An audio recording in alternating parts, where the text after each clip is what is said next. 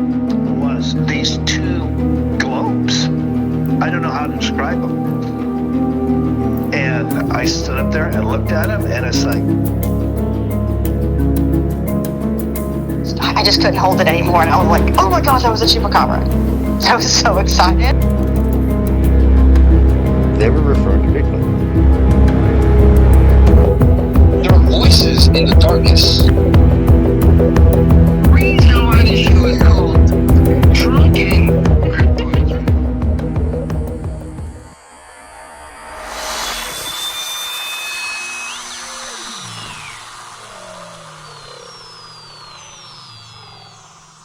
Hey everybody, welcome back to another episode of the Drunken Cryptids.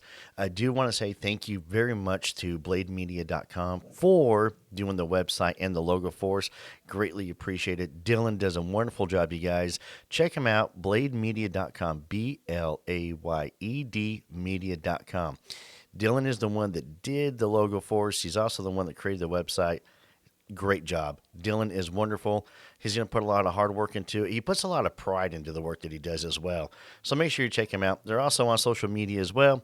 So go get some information. Go check out the website. He's going to make sure you're taken care of. And he can work with you on anything that you're wanting to do. As always, again, quick shout out to the team. Thanks you guys very much for helping me out behind the scenes. You guys are great. I wouldn't be where I'm at today if it wasn't for you guys, so I definitely appreciate it. Also, events coming up. We do have a live show with the Cryptids of the Corn crew. That's right. Justin and Jay are coming here to Arkansas, and we're going to do a live show on April 5th. It's going to be at it's Old Bart's Barbecue. It's at Diamond Bear in North Little Rock. Tickets are sell in all the descriptions of all the shows on the social media sites. Make sure you go ahead and get your tickets now because they are selling fast. And it's coming up a lot quicker than you realize. Also, I am going to be at the Arkansas Paranormal Expo this year, October 25th and 26th. There's some other events coming up as well. I'll let you guys know about that as we get closer to them. Some more expeditions, some more documentaries, a film as well is in the works. If you're on social media, seeing the posts on Facebook, we do a lot of posts on the Facebook page, so make sure you keep tracks of that one. We did have a good, successful roundtable at the Censored Monkey. We are working another one right now at Old Bart's in North Little Rock, and more like about once a month or so, we're going to be at Old Bart's and possibly at the Censored Monkey as well. Going to fill it on out. The one for Old Bart's is going to be more of a family-friendly, kids can come, that kind of thing. Because kids are excited about this stuff too. Kids want to know about Bigfoot. They want to know. They hear this stuff. It's all over social media. It's all over our TV shows now. So they're kind of curious. And, kids have questions. And kid questions are some of the best questions out there. They are. So by all means, at any of the events, that is, 21 and under, please, bring your kids. I'd be more than happy to meet them. We are doing so many good things over here at the show, you guys. And I do want to thank you for liking and sharing and giving us the 5-star reviews. We're slowly growing. We are a small show, but we're very prideful. And some of our, episodes, some, go a little longer than others, but it happens. It's going to happen. I enjoy conversing. Cryptids and paranormal is one of my favorite topics. It has been since I was a kid. My parents will back me on that one, besides Star Wars. My parents will back me on that. I've always been fascinated with the legend of Sasquatch and all the cryptids and the paranormal stuff. I could not get enough of it when I was a kid. But, we have a guest come on, you guys. Sometimes it takes them a little minute to get warmed up. They know they're being recorded. And this is their first time really coming out and talking about it. And so sometimes they get a little long-winded, and that's fine. This is a safe spot for them to come on and be able to discuss it. If it takes them 30 minutes to get to it, takes them 30 minutes to get to it. It's their show. Every episode is all about the guest and what their encounter was and what happened to them. If you've had an encounter and you want to come on the show, email me, drunkencryptids@gmail.com. Shoot some messages on all of our social media platforms, Facebook, Instagram, X, TikTok. Sometimes I'm active on TikTok a lot. Sometimes I'm really not. So if you shoot me a message, I will eventually get to it. If I don't, I apologize. I do have Tommy that helps me out with the emails and everything. So, trying to keep track of all that stuff. My dance card is getting full. So, yeah. And other than that, you guys, I do want to say thank you again for the support. Keep liking us, keep sharing it. If this is your first time listening to the show, go back, give us a couple, listen to a couple episodes, see if you like it or not. If you do, hey, go ahead and subscribe and give us a 5-star review. Everything helps. I do appreciate it. Anyways, so moving forward, all I can say is thank you guys very much. And now it's showtime. Granger Taylor was born on October 7th, 1948 in the town of Drunken, British Columbia near Vancouver. However, when Granger was still very young, he lost his father in a drowning accident near the family home in Horn Lake. Now, Granger's mother, she married a fellow widower by the name of Jim Taylor, who had 3 children already. And so Granger, his 3 biological siblings, and his step-siblings and a half-brother all lived in Duncan. So, sounds like it was a pretty full house already.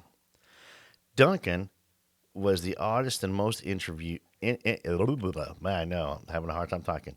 Introverted of all the children, preferring to spend his time figuring out how things worked by taking them apart and putting them back together again. This didn't earn him many friends his own age at school, but that didn't matter. Granger was obviously a very inquisitive child who was curious about the world around him and about the things and how they worked and how they operated. So at a young age, Granger jumped in and started disassembling little things that he could and reassembling them back together. He wanted to see how it worked. In 8th grade, Granger decided that he was done with school and he left the public system.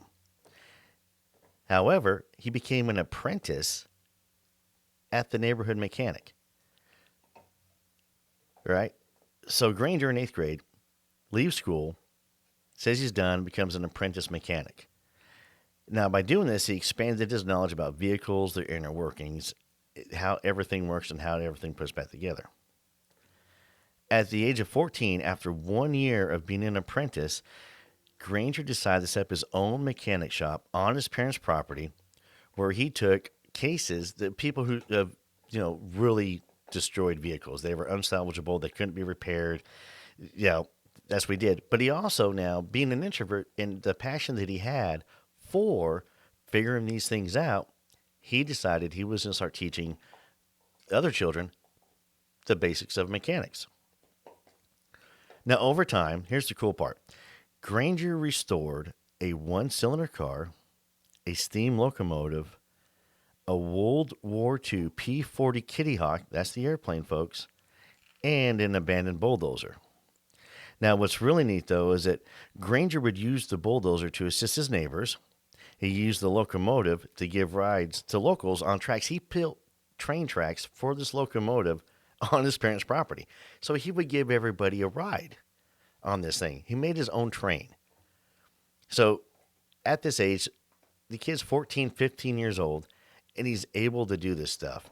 So that tells me his intelligence is extremely high, his common sense is very high, and his understanding of inner workings and mechanics is very high as well. Now, the other cool part about it is that several of the products that he did restore, they are on display at the British Columbia Forest Discovery Center in Duncan. Or some of the other ones were purchased for large sums of money by collectors. Okay? Now we're going to get to the heart of everything that could have transpired and what may have helped and pushed Granger to where he's at now. It was New Year's Eve, 1969, when nurse Doreen Kendall arrived for her midnight shift to 8 a.m. shift. Yeah, that made sense. Midnight shift to 8 a.m. shift, from midnight to 8 a.m. at the Cowichan District Hospital on Vancouver Island. Now, Doreen worked in the geriatric ward and was attempting to cool down a restless patient around 5 a.m. by opening a window when she came face to face with what she claimed was a UFO. It hovered outside the patient's window, tilted downward enough for Doreen to allegedly see 2 humanoid figures inside who were clad in tight clothes that covered their faces. Now, the patient, Frida Wilson, stood behind the nurse and also witnessed at least the bright light and the circular nature of the item as being quite a bit larger than a car. The two hustled to grab other witnesses, Mrs. Appleby and Mrs. Clarkson, and the foursome stared at the UFO until it slipped behind some trees. Now, one of the witnesses scurried into a bathroom and claims that she saw the UFO shoot off in the sky from the trees. Okay? A week after the incident, the Cowichan Herald, and I'm going to spell that for you, Cowichan, Cowichan, it might be Cowichan. The Cowichan Herald ran a story with the accounts of other eyewitnesses to the UFO on New Year's Eve. A trucker and his wife claimed that they saw the huge light hovering over their house around 5 a.m., so the time collaborates so far. It was being, let's see here, 5 a.m. Later in the morning, a school aide named Edith Beeling was at the elementary school when she saw the UFO as well. Several other people alleged an encounter with the bright lights on January 1st, 1970 as well, and placing alien beings in close to where Granger lived. So this turning point is what's going to push Granger. Now, I'm going to pause everything here. So the strange case of Granger Taylor is of how this guy, being as smart as he was, has a crazy UFO encounter, 1969, 1970, New Year's Eve, and then disappears. And we're going to get to, so we're discussing a little bit of the background of Granger and of the area of where he and what could have taken place 10 years later. Okay? So, we have the New Year's Eve UFO incident. All right? Now, Robert Keller, a friend of Granger's, okay, who was a little bit younger, excuse me, guys, a little bit younger, right, recalled them talking about aliens and conventional mechanical projects, and Robert was Granger's best friend. They spent a lot of time hanging out with Granger, and they would go through and discuss a whole bunch of these topics and everything. Now, during the mid to late 70s, multiple UFO sightings and a widespread pop culture fascination with aliens during the 70s, Granger informed Keller that he intended to build his own spaceship. Now, prior to this, Granger had earned his pilot's license in a pursuit for propulsion knowledge, putting it to use so he's going to put this to use when creating his own craft. Now, Granger and the kids that hung around with him, they scavenged 2 satellite dishes from the local dump so they could, form the basis of his homemade UFO. He added a porthole, and the interior featured a cast iron stove, couch, and other amenities for Granger to ponder the ins and outs of space travel propulsion. So Granger, now after having all this encounter, all these eyewitnesses in the mid-70s, everybody was UFO, alien crazy. A lot of sci-fi movies were coming out. Star Wars came out in 1977. Granger was apparently fascinated with the movie Star Wars, and I get that. I'm still fascinated with the movie Star Wars. So Granger decides this is what he's going to do. He's going to build a UFO. So him and the neighborhood kids salvage a whole bunch of material from the scrapyard, and they build a UFO. Now, according to the Times columnist writer Mike Devlin, Granger built a radio in a bid to communicate with aliens.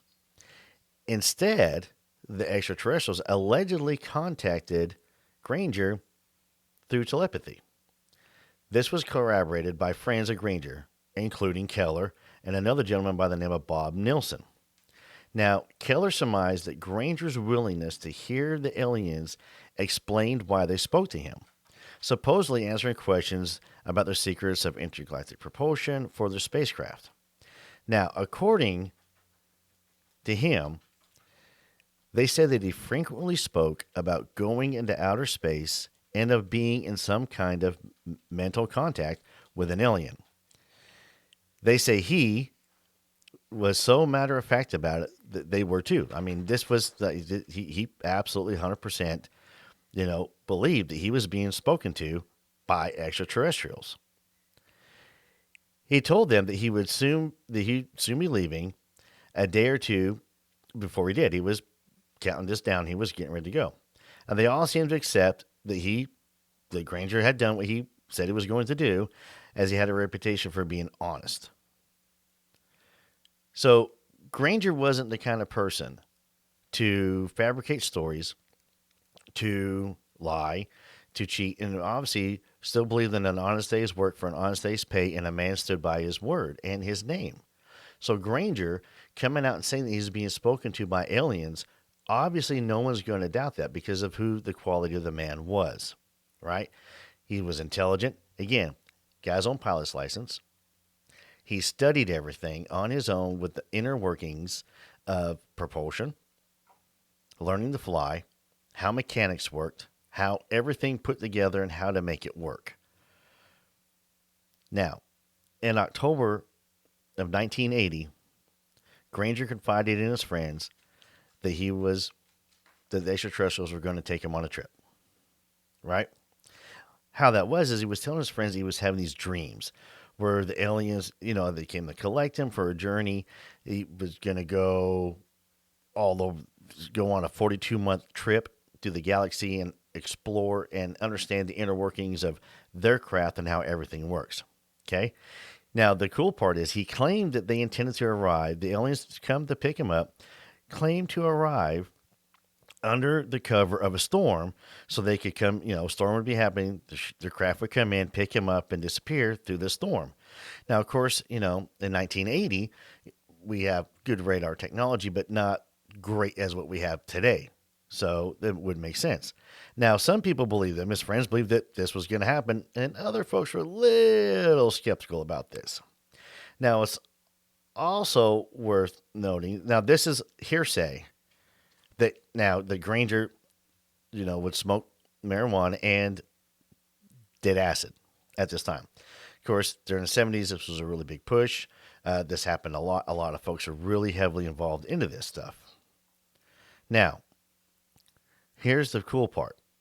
Well, I think it's kind of cool. On November 29th, 1980, the town of Drunken was hit by the storm of the century.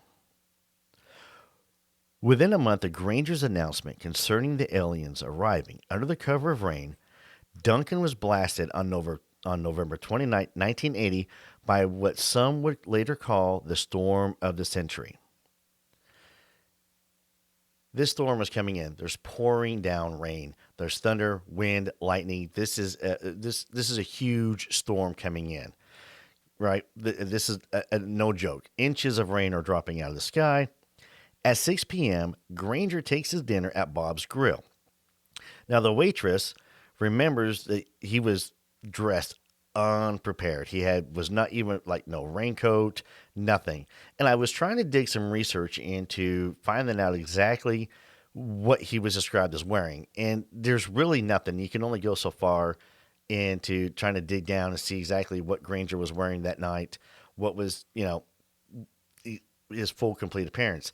The only reports that we're getting out there is that he was dressed unprepared, like wearing shorts in a snowstorm per se. Now, granted, some people will do that, but we're talking like shorts, flip flops, and a tank top for a snowstorm.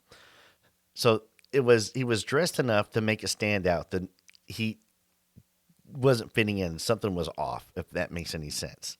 Okay, so he takes his dinner at Bob's Grill, right?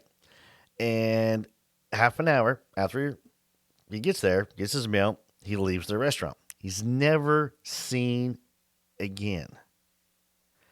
Now, this is where some reports get really interesting as well. Okay, we're gonna come back to Granger's vehicle because they say that's because there's a whole bunch of different things come in. So when I was talking about the storm, though, this storm came through and ripped up trees by the roots. Okay, wind, everything, you name it. This would have been a perfect cover for any kind of extraterrestrial craft, anything of people to come in and under the cover of storm and disappear. So it's a perfect cover. All right. The day after the storm, Granger's parents discovered he was missing, and they found this note left behind. Okay? Grace and Jim Taylor awoke on November 30th, 1980 to find that Granger was gone, and only a note tacked to the door remained. Now, the note says, "Dear Mother and Father," and it's dated the 29th of November, 1980. "I have gone away to walk aboard an alien spaceship. As reoccurring dreams assured a 42-month interstellar voyage to explore the vast universe, then return.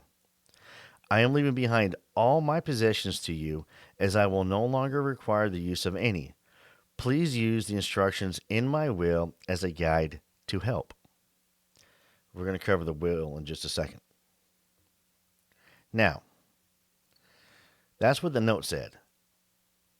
Okay, on the back of the note was a hand-drawn map leading to Waterloo Mountain, possibly giving his family like the location and everything prior where he was supposed to launch or what he was supposed to do.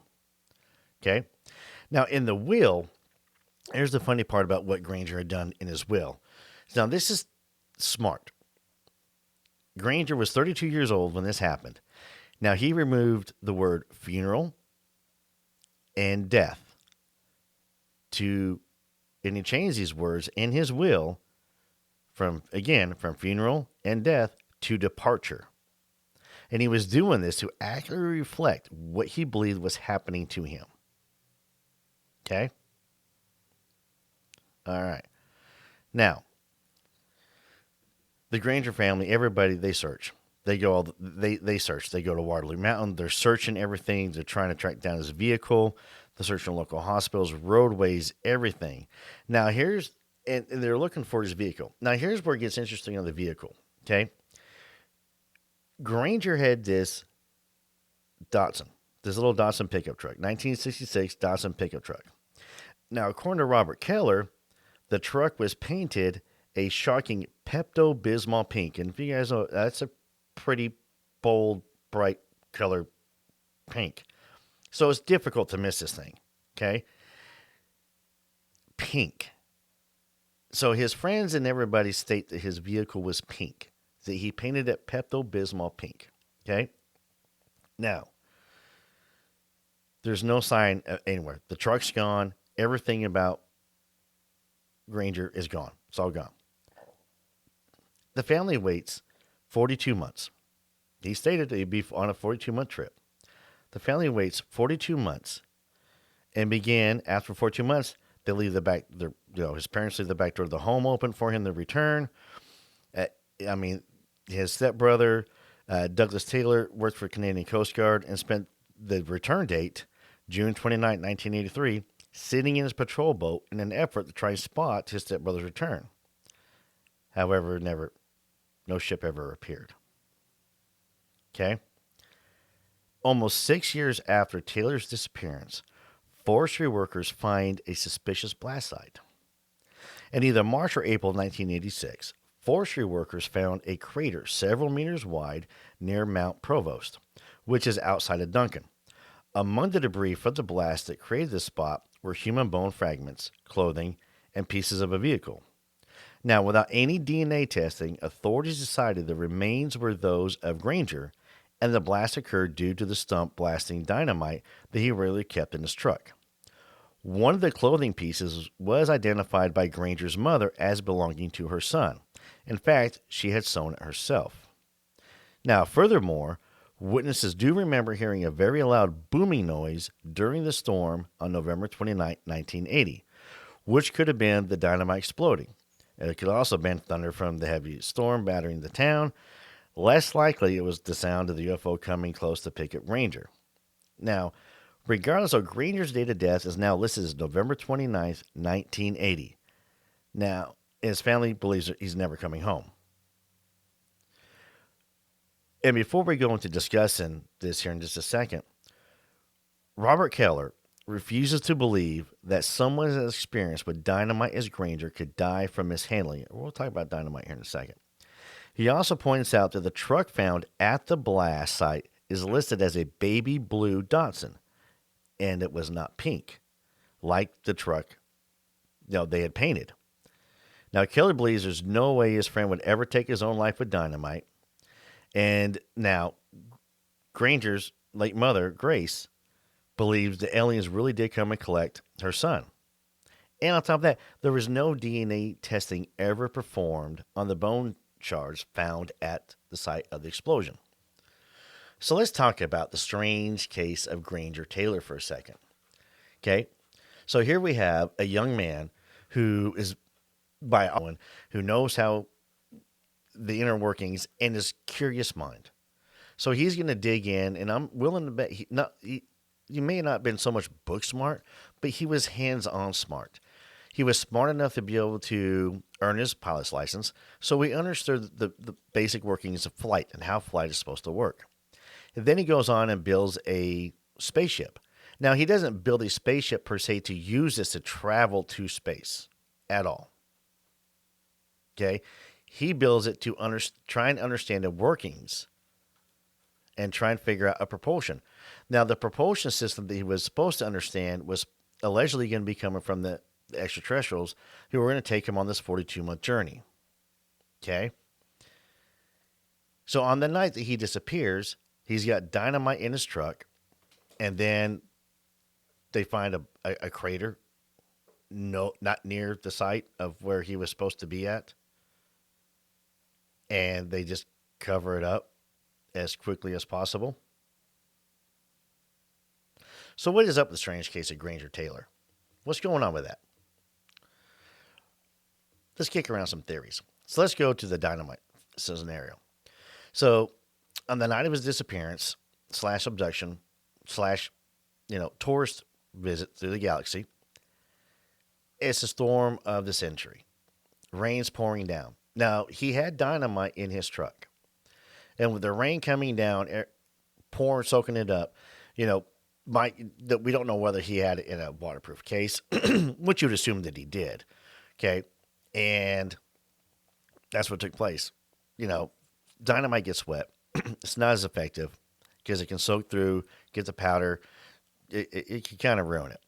Now, the other thing is, too, is that dynamite is also known to sweat. So if dynamite is sweating inside of these waterproof cases, maybe he hit a bump too hard, there was an accident, and that's what caused an explosion. And maybe that was him there. Maybe that's what it was. They are kind of, authorities are really saying that it was a suicide by dynamite. And that's a pretty bold statement to make with dynamite.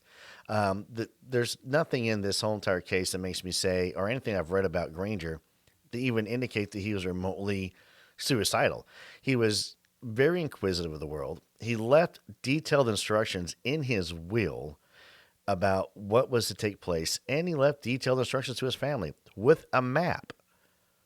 Now, obviously, the extraterrestrials were communicating him, according to him, and letting him know what was going on, what was taking place, and when it was to happen. So obviously, on the night of his disappearance, the way he was dressed is not going. He's not going to need heavy raincoat or anything to go aboard a spacecraft. He went and had a dinner, kind of a farewell dinner. He's leaving Earth. He's going to go have a good time and travel. Now, before this too, though, he stated also that the extraterrestrials were going to use a storm to cover their approach and to depart. And that just makes sense. I mean, that really does. That makes a whole lot of sense to me. I mean, if you've got, if you're coming in and you're going to want to use a storm that's going to cover your approach and it's going to cover your departure, and of course, that makes a whole lot of sense. This guy, to me, does not sound suicidal. Now, I don't know whether or not he did go on a journey for 42 months going through our solar system and having a good time with it. But something is off about the whole entire case. It really is. I think it's funny that his friends swear up and down that his truck was pink, right? Keller actually stated that he helped him paint it pink, right? That it wasn't blue. And the authorities in 1986 stating that it was a blue truck right? And then the bone fragments that were never DNA tested. But now we have the clothing, though. Okay, so Granger's mother actually identified the clothing that she had sewn. That was, yeah, that's his clothing. So that's where you kind of have to wonder, did an accident happen? Was the dynamite sweating too much? Did it react wrong? Did he hit a bump too hard? And that's what created the crater? I don't think that Granger committed suicide. I think either an accident happened to him with the dynamite that totally demolished the truck, or he actually went on a trip. Other conspiracy theories are going to state that NASA came in and kidnapped them and made him go to work for them. The Men in Black came in and kidnapped them and made him go work for them. The U.S. came into Canada and kidnapped this guy because of how smart he was and how he was this intelligent. Now, this is all pre-internet stuff, so you can't really, state that they were, following his searches and tracking and breaking into his computer or anything. This is 1980. This is the 70s. So there's too much that doesn't correlate with any kind of governmental activities happening. And my final thought, well, not my final thoughts, but my thoughts are the fact that he did have an accident with the dynamite. And I don't think it was a suicide. I think it was just something that happened. I mean, accidents happen. It's an explosive device. And anybody who's ever played with explosives will always tell you that, yeah, they're unpredictable. Explosions can, it can get set off at anything. Static electricity, a charge, anything can cause this stuff to happen. So, yeah, I guess that would almost be kind of almost my final thoughts, because I don't really know what could happen. But to me, it is kind of strange and odd that this guy allegedly is being communicated telepathically by extraterrestrials, which a lot of cases of extraterrestrial, abductions, they say that they are communicated telepathically, that they, they're using, telepathy to communicate with us. But they give this guy coordinates, a place to go, what's going to happen. They give him details, and he falls through. His character is also a good man. He's an honest man. He's not known to be a liar. He's not known to be, a thief, a backstabber, or any of those things at all. He's known as a stand-up guy. He's going to say it's going to be true. But now let's talk about the potential use of acid. Okay. I have never done acid. I will never do acid. But I do know the effects of what acid can do. It can kind of fry your brain a little bit, and it can, you're going to hallucinate. So if he was doing acid, was he potentially hallucinating some of this stuff? Did he potentially believe the hallucinations that were there? A lot of people say that if you're going to do any kind of hallucinate drug, that you need to be in the proper mindset for it. You have to be. So we'll talk about that for a minute. Granger, obviously a very intelligent man who was very smart and very curious about extraterrestrials. So with the use of dropping acid, did his mind kind of create a happy little trip for him that this is what was going to take place, that he was being communicated by extraterrestrials, potentially going on a trip and understanding their inner workings, because that was his passion. That was what he was wanting to do. Because you ever notice, too, though, in some of these, alien abduction cases, to where some people have like a really positive experience, or some people have a really, really horrible experience. We could go back to Betty and Barney Hill. Betty's experience with the extraterrestrials, very positive, very happy-go-lucky.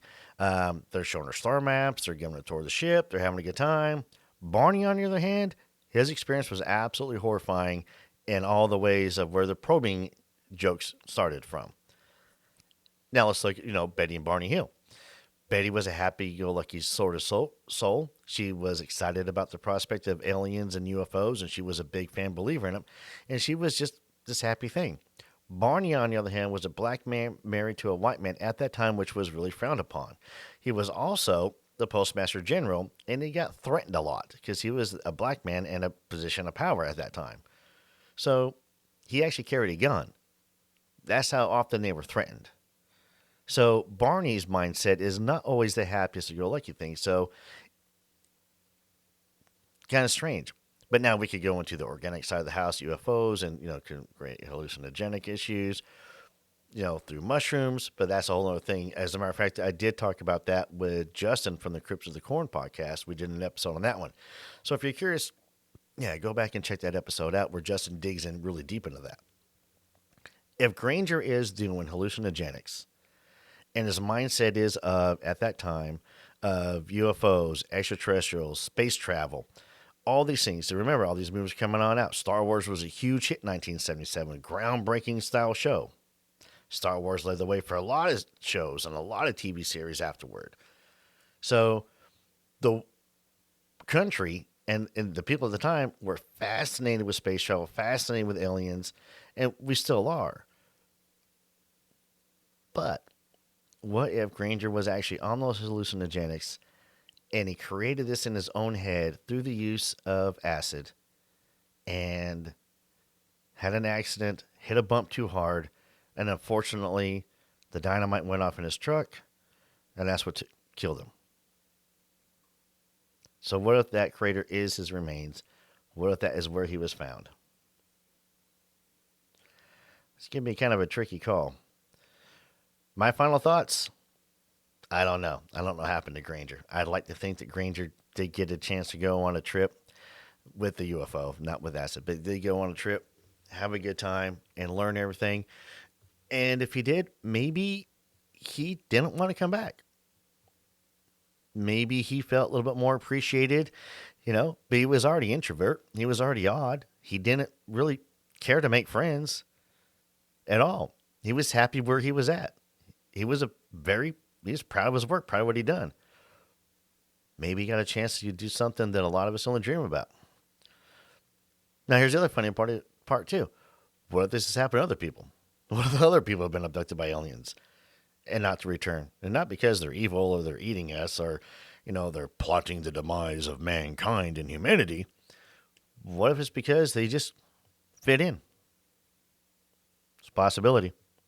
Then again, who knows? There could be aliens living among us because they feel like they fit in here as well. So, what's your thoughts on the Granger Taylor case, you guys? Put them in the comments. I'm kind of curious about that. I really want to know. This has been kind of a test little episode that I am working on doing for Thursdays now. Our Thirsty Thursday episodes are going to be maybe a little bit shorter than what you guys are used to. Not quite as long. It's kind of the testing, discussing a strange case like this. So from here forward, I think we're gonna test this out, see how this works, and go from there. However, though, if you do want to be on the show, or if you have a strange case you want us to dig into and look into, email us, drunkencryptids@gmail.com. If you want to come on the show and talk about something, drunkencryptids@gmail.com. Make sure you do like us, follow us, and everything like that. So again, just want to thank you all very much. Until next time.